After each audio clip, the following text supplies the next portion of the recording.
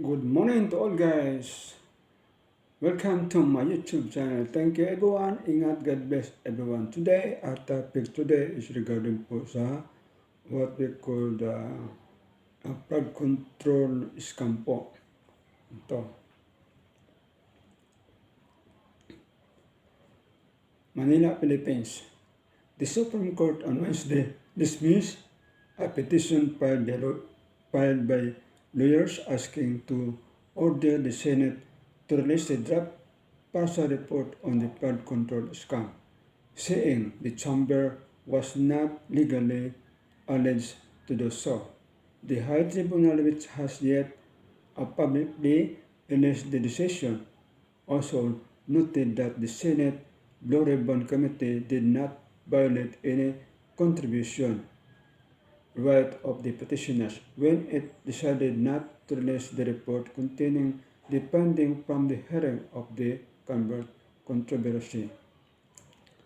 During the end of Bang session, the Supreme Court acted the 3 pages petition Madamus and a certain filed by lawyers Indridge Marvin Asuron, Sinike and Labastelia, and purification Bartolome Bernabe on March. Yan po ang balita regarding po sa flood control scam na maraming mga what they called substandard project, meron din tinatawag na ghost project. Yan ang sinasabi ng ating Pangulong Bongbong Marcos na may project fully paid, zero dan po, walang ginagawa. So, ganyan po ang scam ng Flood Control Philippines po. Malupit ang balita regarding po sa what we call budgeting.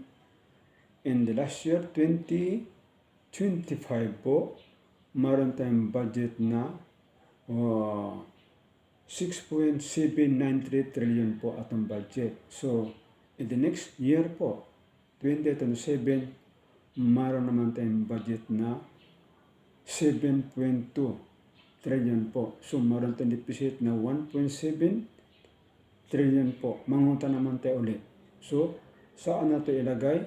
Itong mga project na ito, kahit saan sa mga na-insert, uubos lang ito sa mga confidential o sa mga intelligence funds. Ang laki ng budget. So, regarding sa what we called sa PhilHealth, I don't think so. Hindi pa naibalik yung 60 billion na kinuha ng government sa PhilHealth. Transferred to National Treasury. Kung tatandaan nyo, ang sinabi ng senadora na si Grispo, kailangan kunin ang pira ng PhilHealth kay sobra-sobra, hindi alam kung paano gastusin. Kaya tinanggal ang budget o pondo ng PhilHealth na 60 billion po. Ganyan po ang pira. So, binigyan siya ng what we call answer, sagot from Supreme Court na isauli ang maong pera. Pero until now, I don't think wala pa ito na sauli sa PhilHealth. Ganyan po ang pera. So, dito naman tayo sa budgeting. Napakaraming pira po. Ngayon tuloy-tuloy po ang pag-latest natin BP na 25 million public expenses na malaki-laki na to kahit 14 days na. So, I think more than 300 million na po.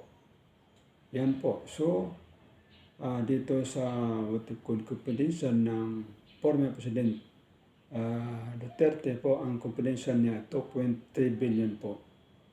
Pag po ng ating mga Presidenteng Bongbong Marcos, lumubo po times 2 dahil 4.50 billion po a year. So malaki, 330 million a month, 12.1 million a day. Yan po ang confidential. Napakaraming pira po sa confidential ng Pilipinas, kahit saan nilagay. Kaya ngayon, tuloy-tuloy ang pag-latest ng kaso ni BP, kay si BP naglustay ng what we called 125 million in 11 days. Yan po ang problema nila. So, sa ngayon, sila tuloy pa rin ang laban sa paglilit sa kaso ng BP pro kay Bongbong na 4.5 billion a year po. Yan po, napakalaking pira po dyan. Pwede yan sa ilagay po ng bulsa mo dyan. So, kaya sa ngayon, makina-kina. So, 14 days, 15 days na yata. So, yan po, times 25 million per day. Yan po, malaki na yan. So, for 300, so mga more than 350 million po ang akong estimated expenses ng paglilitis ng kaso ni VP Sara. So, thank you everyone. Sana ay nagustuhan ninyo. Ay bigyan ko kayo ng clue sa what we call yung ongoing project ng what we call Samar Davao Bridge being constructed by China Company Corporation. That was being signed by China Company last 2021 po, in January. Then, the start of work March po. That was 2023 po. Yan po, after that year, March 30 po, 2023, start of construction ng Samar Davao Bridge. Yan po ang bagong balita ng Duterte's Legacy po. So, yan po ang balita for today. Thank you everyone. Mag-ingat po. God bless everyone. Sana po ay nakagusto kayo sa akong gawang YouTube. At least I have salty na magandang balita po sa aking YouTube po. At least you can share or you can subscribe or likes para at least yung mga hindi pa nakita sa aking mga problem vlog po ay marinig niya akong boses po. Again, thank you everyone. Bye-bye. Miss you all. See you next time. Ingat po.